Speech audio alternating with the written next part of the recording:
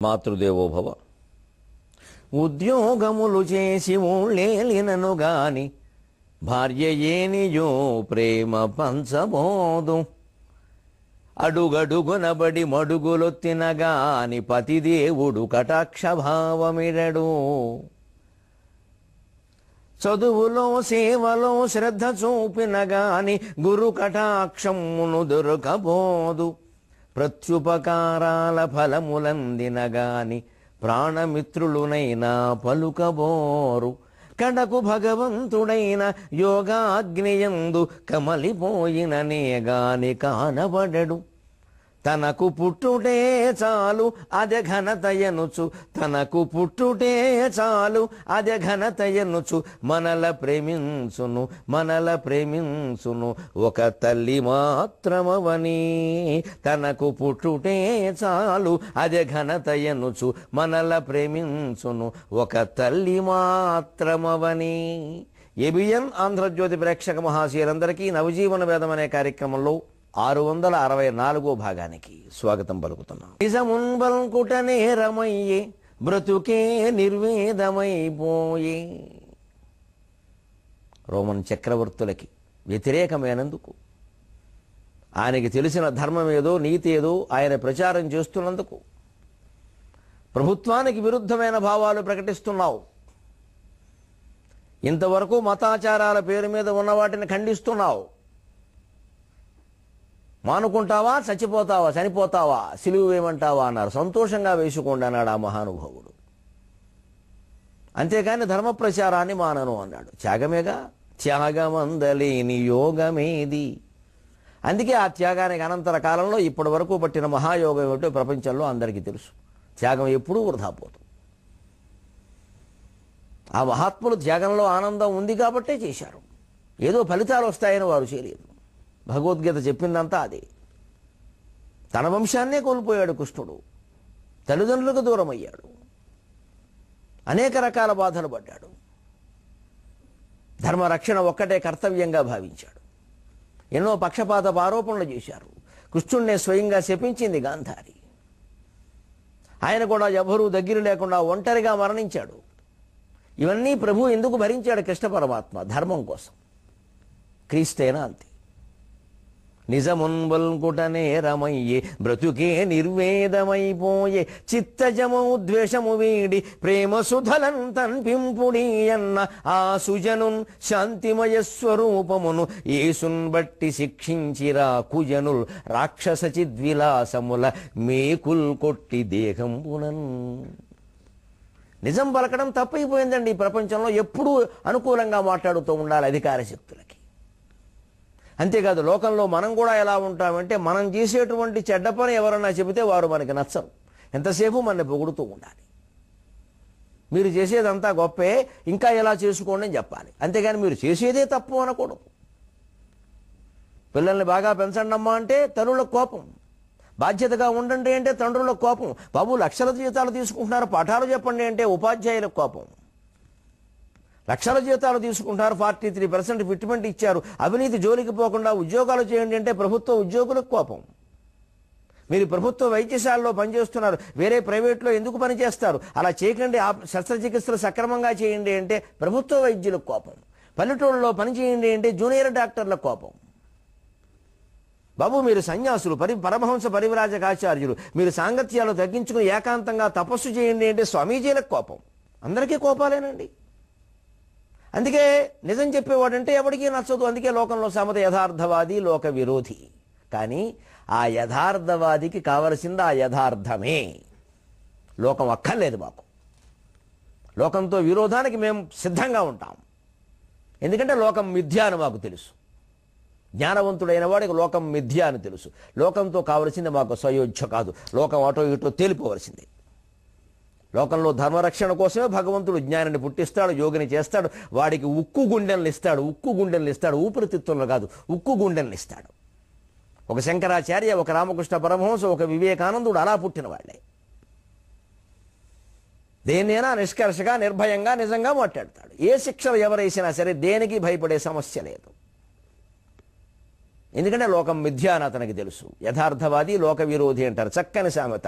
లోక విరోధం, లోకం మిథ్య అయినప్పుడు విరోధంతో ఉంటే ప్రేమిస్తే మనకి ఎవరికి కావాలి ఈ ప్రేమలు, ఈ అభిమానాలు? ధర్మం ఎవరికి నచ్చుతుందో వారేమన్నా అభిమానిస్తారు, జ్ఞానం ఎవరికి నచ్చుతుందో వారేమన్నా అభిమానిస్తారు. అన్నిటికంటే ముందు భగవంతుడు అభిమానిస్తాడు. అదే యేసుక్రీస్తు మాట, అదే ఆముక్తమాల్యదలో మాలదాసరి మాట. ఒక్క విశేషంపు చెప్పేదని ఆకర్ణింపుము అంటాడు మాలదాసరి చెప్పిన మాటలు గమనించండి బ్రహ్మరాక్షసులతో. అదియును ప్రాణభయంబున కార్యవశంబున నాడు మాటగా దలంపక ఉపకారంబగా దళించి వినుము. వినకున్నను భూతహితంబు కోరి ఉచ్చరించుడు మాటకి ఈశ్వరుండైన మెచ్చును కదా అంటాడు. నేనేదో ప్రాణభయంతో నీ దగ్గర మాట్లాడడం లేదయ్యా, ధర్మం చెప్పాలి కాబట్టి చెబుతున్నాను తెలుసున్నవాడిని. అయినా నువ్వు ఒకవేళ వినకపోయినా నాకేం బెంగలేదయ్యా, ఎందుకంటే భూతహితంబు కోరి ఉచ్చరించడు మాటకి ఈశ్వరుండైన మెచ్చును కదా అన్నాడు.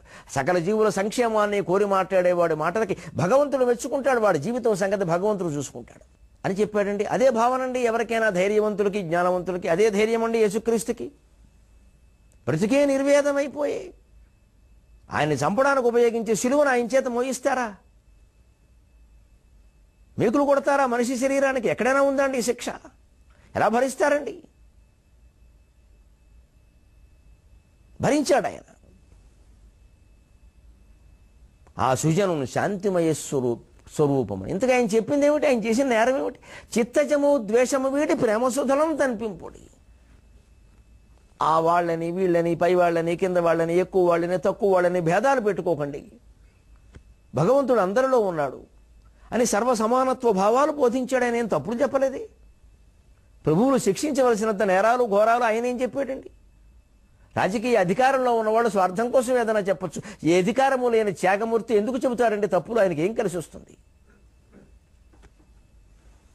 ఆ సుజనును శాంతిమయ స్వరూపమును, ప్రేమగా ఉండండి, శాంతంగా ఉండండి అని త్యాగానికి సిద్ధపడిన వాడిని యేసును బట్టి శిక్షించరా కుజనులు రాక్షస చిద్విలాసముల మేకులు కొట్టి దేకంపున.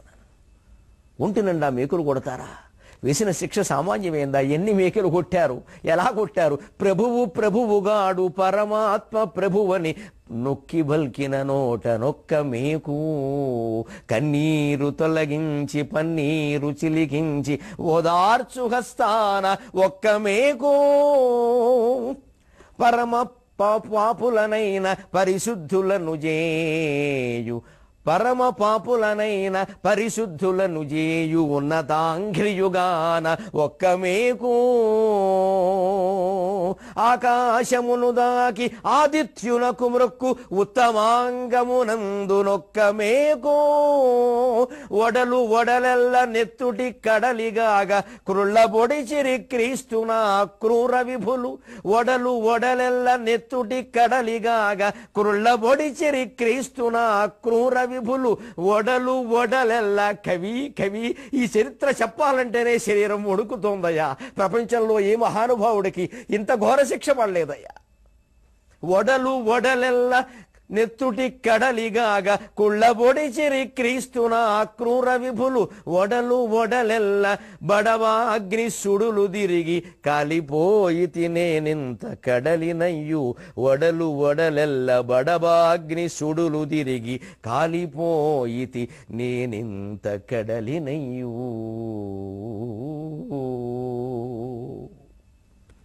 కన్నీటి కథ ఎవరిదేనా ఒక్కటే. కన్నీటికి పాస్పోర్ట్ ఉండదమ్మా. కన్నీటికి ఎయిర్పోర్టే సరిపోదు, పాస్పోర్ట్ ఎక్కడ సరిపోతుంది? కన్నీడు పెట్టిన వాడి గురించి మాట్లాడేటప్పుడు ఏ జాతి, ఏ మతం, ఏ కులం ఆ మాటే రాకూడదు. కన్నీరే అక్కడ ప్రధానం. అక్కడ కన్నీరే ఆ కథానికలో కథానాయిక. కన్నీరే ఆ ఇతివృత్తంలో ప్రధాన పాత్ర. అసలు కవిత్వం పుట్టిందే కన్నీటిని తొడవడానికి. రసం పేరు మీద, కరుణరసం పేరు మీద మా కవులు కన్నీరు కురిపిస్తారు. కానీ మా లక్ష్యం అంతా కన్నీరు తొడవడం, మీకు మేము ఉన్నామని చెప్పడం. ప్రభువుగాడు పరమాత్మ ప్రభువని నొక్కి పల్కిన నోట ఒక్క మేకు. ఇదండి అధికారంలో ఉన్న వారికి మంటెత్తే మాట. దేవుడు వేరే ఉన్నాడు, గౌరవించవలసింది ఆయన్ని. ఈ రాజుల్ని కాదు, వీళ్ళ శాసనాలు కాదు, పరమాత్మ ప్రభువు అన్నందుకు మేకు కొట్టారండి. ఆ మాట కృష్ణుడు అనలేదా అండి గోవర్ధన సందర్భంలో? ఇంద్రుడెవరయ్యా? ఇంద్రుడిని ఎందుకు పూజించాలి మీరు? మన గోవులన్నిటికీ గడ్డి ఇస్తున్నది గోవర్ధన పర్వతం. దాన్ని ఓషధులతో నింపుదాం, దాన్ని పరిపుష్టం చేద్దాం, గోవర్ధన పర్వతాన్నే భగవత్ స్వరూపంగా ఆరాధన చేద్దాం రండి అంటే ఇంద్రుడికి అహంకారం వచ్చింది, రాళ్ల వర్షం కురిపించాడు, పరమాత్మ కాపాడాడు. చరిత్రను చూసుకోండి, హిందూ క్రైస్తవ ముస్లిం భేదం లేకుండా త్యాగపురుషులు ఎక్కడైనా ఒకటి. అందుకే ఎవరి మతంలో వారే ఉండాలి. మత మార్పిడి ద్రోహం, మాతృద్రోహం ఎంతో మత మార్పిడి అంతే. మాతృద్రోహం మత మార్పిడి. ఎందుకంటే ఏ ఏ మతాల్లో ఏ మహానుభావుల్లో ఏ త్యాగాలు ఉన్నాయనుకుంటున్నాం అవన్నీ మన ధర్మంలో ఉన్నాయి. మన మహానుభావులు మారాల్సిన అవసరం లేదు. మన మతంలో మనం ఉన్నంత మాత్రాన వారిని ద్వేషించాల్సిన అవసరం లేదు. వారిని మనం గౌరవిస్తాం, వారి చొక్కా మనం తొడుక్కోం. ఇదే హిందుత్వం, ఇదే సనాతన ధర్మం, ఇదే వైదిక ధర్మం. కృణవంతో విశ్వమార్యం. ఈ ప్రభువులే ఉంది. మహారాజు దేవుడు ప్రభువు అన్నందుకు కొట్టారండి, మేకెట్టు కొట్టారు, మేకులు కొట్టారు శరీరంలో. కన్నీరు తొలగించి పన్నీరు చిలికించి ఓదార్చు హస్తాననొక్క మేకు. ఇలా నిలబెట్టడమా? ఈ చేతి మధ్యలో ఒక మేక. మనుషులు అన్న వాళ్ళని ఊహించగలమా శిక్ష? క్రీస్తు ఆకారాలు ధరించో శిలువలు ధరించో భావిస్తున్న వాళ్ళందరూ దయచేసి ఈ విషయం ఆలోచించండి. అటువంటి త్యాగాలు మన జీవితాల్లో మనం చేస్తున్నామా? ఇతరుల కోసం పాటుపడుతున్నామా? మళ్ళీ ఊరికే ఈ పేరు చెప్పేదో మనం గొప్పదనం పొందుదామనా? మళ్ళీ ఇప్పుడు కొన్ని మత చిహ్నాలకు ఉన్నట్టే సిలువలకు కూడా మాయలు మహిమలు సృష్టించేది, మెళ్ళలో వేసుకుంటూ ఏదో జరిగింది, రోగం తగ్గింది, ఇవన్నీ మళ్ళీ మామూలు ప్రచారాలే. ఇంకవన్నీ దీపాలు పెడితే పాపాలు పోతాయనే ప్రచారం ఎటువంటిదో ఇది అంతే. సిలువ కేవలం ఒక స్ఫూర్తి చిహ్నం. దాని నుంచి మనం స్ఫూర్తి పొందాలి. అది వేసుకున్నంతలో ఏ మహిమలు జరుగుతాయని కాదు. హిందూ ధర్మమేనా అంతే. దీపం కాంతి, తేజస్సు, దాని నుంచి బయట చీకటి పోతుంది. అలాగే మనం లోపల దీపం పెట్టుకుని చీకటిని పోగొట్టుకోవాలని అర్థం. అందుకని గడప మీద దీపం పెట్టగానే దేవుడు వచ్చి నేను అని కూర్చోడు అక్కడ. మన పాపాలు పోగొట్టాల్సిన అవసరం ఆయనకి లేదు, అనుభవించి తీరాల్సిందే పాపాలన్నీ. ఎందుకంటే దేవుడు పోగొడితే పుణ్యాలు కూడా పోగొడతాడు. మరి ఒప్పుకుంటావా? అలాంటి మినహాయింపులు ఉండవు. దేవుడు కనపడడం అంటే జ్ఞానం ఉంటే పుణ్యం ఉండదు, పాపం ఉండదు, రెండూ ఉండవు. పాపం పోవడం ఏంటి, పుణ్యం పోవాలని ఎవరు అడగరే? పోతే రెండూ పోతాయి. అప్పుడే జ్ఞానం వస్తుంది. దాని ద్వారానే అది సాధ్యం. ఎందుకంటే అజ్ఞానం అన్ని మతాల్లోనూ ఉందండి. అన్ని మతాల్లోనూ ఇక్కడ మత చిహ్నాలు ప్రధానం అవుతాయి. మెడలో ఏం వేశారు, చేతిలో ఏం పట్టుకున్నారు, అది ప్రధానం అవుతాయి. అసలు కథలు ఎగిరిపోతాయి. మళ్ళీ మీరు విగ్రహారాధన మేము చేయమండి, వారు చేస్తారు. సిలువు పెట్టుకోవడం అంటే విగ్రహారాధనే. నన్ను మన్నింతులు కాక విషయం అదే. సిలువు మెడలో వేసుకున్నాం, సిలువు పట్టుకున్నాం అంటే విగ్రహారాధనే. సిలువు విగ్రహం కాదా, బొమ్మ కాదా? మరి ఆయన కృష్ణుడు బొమ్మను పూజించాడు, మనం సిలువను పూజించాం, తప్పే ఉంది? రెండు విగ్రహారాధనే. విగ్రహారాధన లేని మతం లేదండి. అజ్ఞానం. అన్ని మతాల్లో విగ్రహారాధన ఉంది. ప్రార్థనకు ఒక ప్రదేశాన్ని నిర్ణయించి దాన్ని పరమ పవిత్ర చిహ్నంగా భావిస్తున్నాము అంటే విగ్రహారాధనే. విశ్వమంతా భగవంతుడుగా భావించగలిగితేనే, ఎక్కడ ప్రార్థన చేసినా సమానంగా భావించగలిగితేనే, ప్రతి వ్యక్తిలోనూ కూడా భగవంతుడిని చూడగలిగితేనే మనం విగ్రహారాధన చెయ్యనట్టు లెక్క. ఓ పక్క ప్రపంచం అంతా ఉగ్రవాదాన్ని వ్యాపింపజేసి మా మతం కాని వాళ్ళందరినీ చంపేస్తాం, ఖురాన్ చదివితే మాత్రం వదిలేస్తాం అని చెబుతూ విగ్రహారాధన విమర్శిస్తే ఎలాగండి? ఇంతకంటే విగ్రహారాధన ఎక్కడా ఉండదు. బంధిస్తారా? హోటల్స్లో, బంగ్లాదేశ్లో ఖురాన్ చదివిన వారిని వదిలేస్తారా? ఎంత ఘోరం అండి! అంటే ఇప్పుడు ప్రాణాలు కాపాడుకుందుకు ప్రపంచంలో ఉన్న అందరూ ఖురాన్లో వాక్యాలు కంఠస్థం చేయాలా? తప్పదా? అలాగే రేపు భగవద్గీత బృందం తయారవుతారు, రేపు ఇంకో బైబిల్ బృందం తయారవుతారు. ప్రపంచం నాశనం అయిపోవలసిందేనా మతాల పేరు మీద? అందరం కలిసికట్టుగా ఏకకంఠంగా ఎదుర్కోవలసినటువంటి ప్రమాదం ఈ ఉగ్రవాదం. అది ఏ మతం నుంచి వచ్చింది అనేది కాదు, మానవత్వానికి వ్యతిరేకమైన మతం ఆ ఉగ్రవాదం. ఒక గ్రంథం, ఒక దేవుడు కథను నిష్పక్షపాతంగా సాగర ఘోష కావ్యం పేరు మీద అన్ని మతాల గురించి చెప్పుకుంటున్నాం. మనం మంచి చెడ్డ రెండూ చెప్పుకుంటున్నాం. అజ్ఞానం జ్ఞానం రెండూ చెప్పుకుంటున్నాం. విచక్షణ జ్ఞానమే భారతీయత, సమన్వయమే సామరస్యమే భారతీయం. పరమ పాపులనైన పరిశుద్ధులను జేయు ఉన్నతాంఘ్రియుగాన నొక్క మీకు. మీరు పాపాలు చేశామని భయపడకండి, బాధపడకండి, పరమాత్మ మిమ్మల్ని క్షమిస్తాడు అని వారి దగ్గరికి వెళ్ళి ఉపదేశం చేసి పశ్చాత్తాపపడండి. పశ్చాత్తాపాన్ని మించినటువంటి ప్రాయశ్చిత్తం లేదని చెప్పాడు. సరిగ్గా హిందూ పురాణాల్లో ఉన్నది అదేనండి. పశ్చాత్తాపాన్ని మించిన ప్రాయశ్చిత్తం లేదండి. బుద్ధిపూర్వ అబుద్ధిపూర్వకృతానాం పాపకర్మణాం ప్రాయశ్చిత్తమహో జ్ఞానం ఇది వేదాంత రిండిమఖ కృతస్యాకిల పాపస్య జ్ఞానతో అజ్ఞానతోపి వా పరాశక్తే పదస్మృతి ప్రాయశ్చిత్తం తథా ప్రోక్తం పరాశక్తే పదస్మృతి. తెలిసి చేసినా తెలియక చేసినా పాపాలు పోవడానికి ఒకటే మార్గం, మనస్సులో నిరంతరం భగవన్నామస్మరణ చేయాలి. మనం చేసిన పాపం వల్ల ఎవరికి నష్టం జరిగిందో వాళ్ళు కాళ్ళ పట్టుకుని క్షమాపణ కోరాలి. మళ్ళీ ఇటువంటి తప్పు చేయమని వాళ్ళ కాళ్ళు పట్టుకోవాలి, వాళ్ళ చేత క్షమింపబడితే ఆ పాపం పోతుంది. అన్ని మతాలు చెబుతున్నది ఇది. అంతేగాని స్నానం చేస్తేనో, దీపం పెడితేనో, శిలువ మెడలో వేసుకుంటేనో, మోకాళ్ళ మీద కూర్చుని ప్రార్థన చేస్తేనో పాపాలు పోవు. ఎవరికి మన వల్ల అపకారం జరిగిందో వారు మనల్ని క్షమించాలి. ఎందుకంటే వారు ఆ దైవస్వరూపులే. విశ్వం విష్ణువు, విశ్వమంతా ఒకటే. అదే ప్రచారం చేశాడు.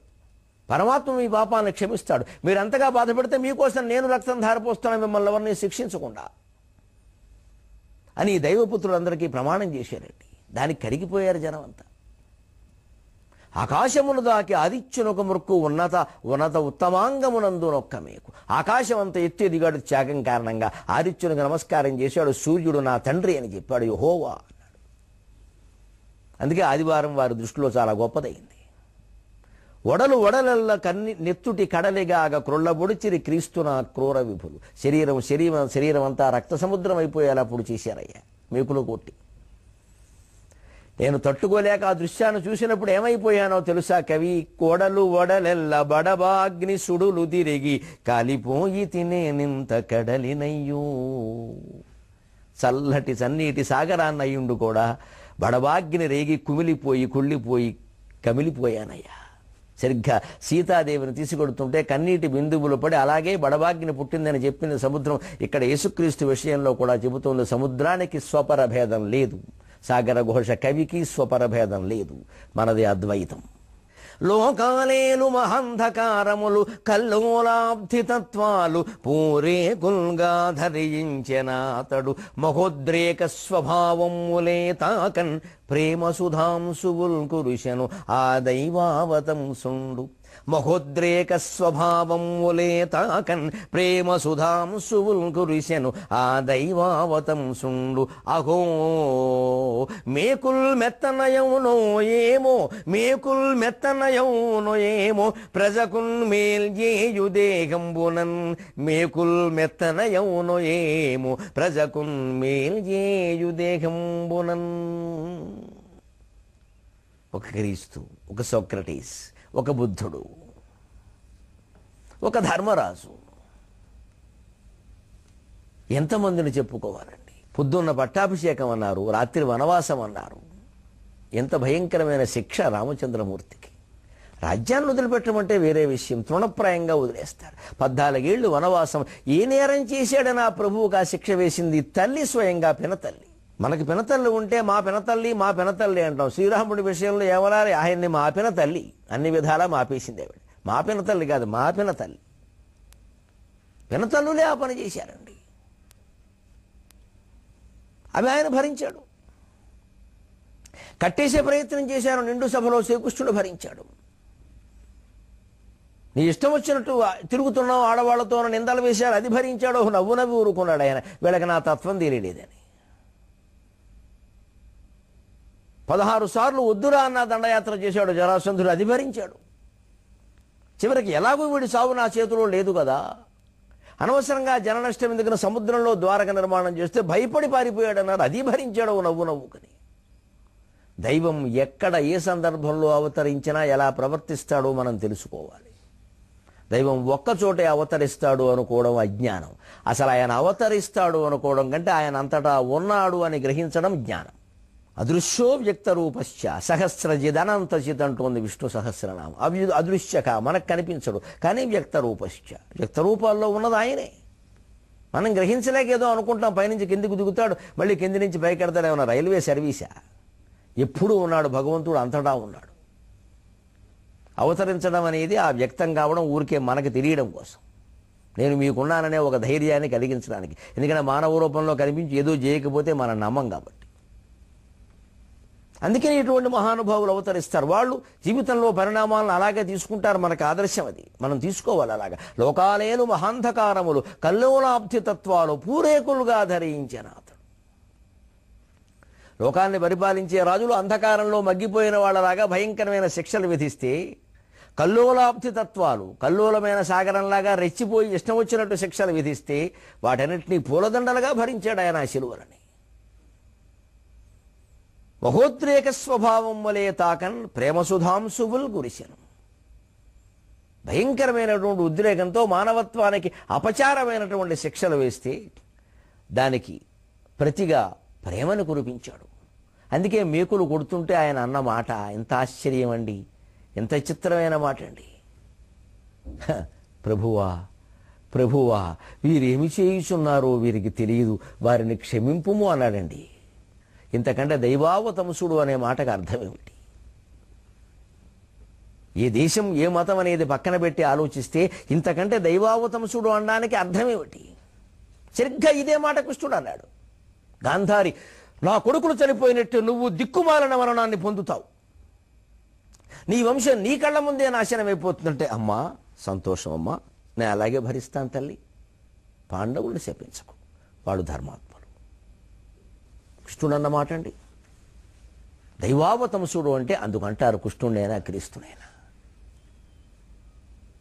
ఇప్పుడు చెప్పండి, మతం మారాల్సిన అవసరం ఏమిటి?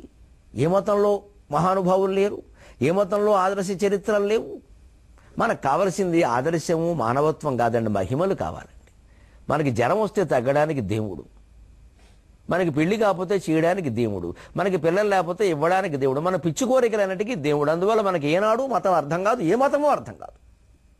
మన కోరికలు తగ్గించడానికి కాదని, మన కోరికలు తీర్చడానికి ఒక సాధనం దేవుడు. మన దృష్టిలో ప్రార్థన అంటే ఓ డిమాండ్ నోటీస్, కోరికల చిట్టా. అది ఎక్కడ తీరితే అక్కడ ఉంటాం, తీరకపోతే ఇంకో దాంట్లోకి మారిపోతాం. ఇద్దరు దేవుళ్ళు నవ్వుకుంటారు, ఇద్దరు లేరు. కానీ నిజానికి దేవుడు రెండు రూపాల్లోనూ ఆహాహా అని వికటాట్టహాసం చేస్తాడు. వాడు కాదు ట్రోయ్ నేను దేవుడు, వీడంత అజ్ఞానము, వీడే దేవుడు అన్న విషయం తెలియట్టేది వీడికి, అనవసరంగా మతం మారాడు అనుకుంటాడు. అసలు వాడే దేవుడు, నేనెవరు ఈయనెవరు, వాడే దేవుడు కదా, వాడికి ఆ విషయం తెలియట్లే అని అనుకుంటారండి. ఇప్పుడు చెప్పండి, చరిత్రలను పోల్చుకుంటే మతాల మధ్యలో భేదం ఎక్కడ ఉందండి? నేను 18 ఏళ్ల వయస్సులోని, ఎవరు రాశారో నాకు గుర్తులేదు కానీ ఒక మహానుభావుడు గీత బైబిల్ ఖురాన్ అనే పుస్తకం రాశాడండి. నేను చదివా 18 ఏళ్ల వయస్సులో, డిగ్రీ చదువుతున్న వయస్సులో. గీత బైబిల్ ఖురాన్ సరిగ్గా ఎక్కడెక్కడ ఒకే రకమైన వాక్యాలు ఉన్నాయో రాశాడు. ఆ సామరస్య భావాలు అప్పుడే నాలో బాగా నాటుకున్నాయి.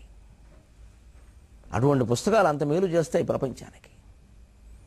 లోకానేను మహాంధకారములు కల్లోలాబ్ధి తత్వాలు పూరేకులుగా ధరించిన అతడు మహోద్రేక స్వభావం వలే తాకన్ ప్రేమసుధాంశువులు కురిసి. ఒక వేశ్యని ఆవిడేదో తప్పుడు వృత్తి చేసిందని అందరూ రాళ్లు పెట్టి కొడుతూ ఉంటే, అందరిని ఆగండి ఆగండి, తప్పకుండా కొడుతురు కానీ మీతో పాటు నేను కొడతాను అని ఒక్కసారి ఆపి, మీలో ఏ తప్పు చేయని వారు ఎవరన్నా ఉంటే వారు మొదటి రాయి విసరండి అంటే ఒక్కడు కూడా రాయి విసరలేక వెళ్ళిపోయారే. ప్రజల్లో పరివర్తన తీసుకురావడానికి ఇంతకంటే గొప్ప ఉదాహరణ ఉందా? అప్పుడు వెంటనే ప్రభు ఆ తల్లి దగ్గరికి వెళ్ళామన్నాయండి, అమ్మీ నేను కూడా నీ మీద రాయి విసరజాలను అని వెళ్ళిపోయాడండి. అంటే నా జీవితంలో కూడా తప్పులు జరుగుతాయి, ఎవరూ తప్పు చేయని వారు ప్రపంచంలో లేరమ్మా అని వెళ్ళిపోయాడు. ఆ స్త్రీ ఎంత మొక్కి ఉంటుందండి ఈ ప్రభువుకి. ఆవిడ వ్యభిచారమే చేసిందో వ్యవహారమే చేసిందో ఆవిడ సొంత జీవితం కదా, మనకెందుకు అది? మనకేం అవసరం? మన కుటుంబాలను ఏమైనా పాడు చేసింది ఆవిడ? అన్ని కుటుంబాలని పాడు చేస్తున్న సారా వ్యాపారస్తులు మన కళ్ళ ముందు తిరుగుతూ ఉంటే వాళ్ళ పక్కన నుంచి ఫోటోలు తీయించుకుంటున్నామే, వాళ్ళు మా బంధువులని చెప్పుకుంటున్నామే సిగ్గు ఎగ్గు లేకుండా. అంతకంటే తక్కువదండి ఇది, అంతకంటే ఘోరమా, అంతకంటే ఎక్కువదండి ఇది? నేరమా ఘోరమా? పొడుపు వృత్తి అనేది పొట్ట కోసం చేస్తారండి, విలాసాల కోసం చేయరండి ఎవరు. మద్యం వ్యాపారాలు అలా కాదే, బార్లు పెట్టి మైనర్లకి పోయించి తాగించి పోటీలు పెట్టి స్వయంగా న్యాయవాదుల కుమారులా, ఎంత ఘోరమండి! ఇంకేమి న్యాయం, ఇంకేం వాదిస్తారు? మన పిల్లలే ఇలా అయిన తర్వాత పోనీ కనీసం బయటకు వచ్చి వాడు ఇంత పని చేశాడు, వాడిని ఉరిదీయండి నా తండ్రి అనడేమండి ఇప్పటికీ అనరండి. బుద్ధిసిన వాళ్ళు క్షేమంగా ఉన్నారు, యువతలు చచ్చిపోయారు మొత్తం 4-5 ఇప్పటికే. తప్పెవరది? శిక్ష వరకి. భగవంతుని మీద ఉండే విశ్వాసం కూడా బద్దలైపోదా ఇలాంటివి జరిగితే? కలిసికట్టుగా అందరం ఉద్యమించి ఎదుర్కోవలసిన విషయాలండి. మొత్తం మద్యం షాపులన్నీ బద్దలు కొట్టి ముగించేయవలసిన విషయాలండి. మా ప్రాణాలు పోయినా సరే మా ఊళ్ళో మద్యం అమ్మనీయం, మా వీధిలో మద్యం అమ్మనీయం. అంత ఇదిగా ఆయన అన్నిటినీ భరించాడు. కాబట్టి మేకులు మెత్తన యవనో ఏమో ప్రజకులను మేల్చేయు దేహము. కాకర ఘోష కవికి అనిపిస్తోంది, బహుశా పరోపకారమే పరమావధిగా బతికేటువంటి మహానుభావులకి శరీరంలో దిగిన మేకులు కూడా మెత్తగా ఉంటాయేమో, మేకులు మెత్తన యవనయేమో. వారికి ఆ త్యాగానందంలో ఇదేమీ కనపడదేమో, అసలు లేతే అంతటి శిక్షలు ఎవరైనా భరించగలుగుతారా అని క్రీస్తు అధ్యాయాన్ని ముగించాడు. రేపు ఇందులోంచి పరమ విచిత్రంగా, పరమాశ్చర్యకరంగా, పరమార్ద్రమైన మరో సన్నివేశంలోకి ఎలా ప్రవేశించబోతున్నామో 23:30 గంటల్లో తెలుసుకుందాం. అంతవరకు తెలుగు ఎక్కువగా వాడదాం, నీళ్లు తక్కువగా వాడదాం.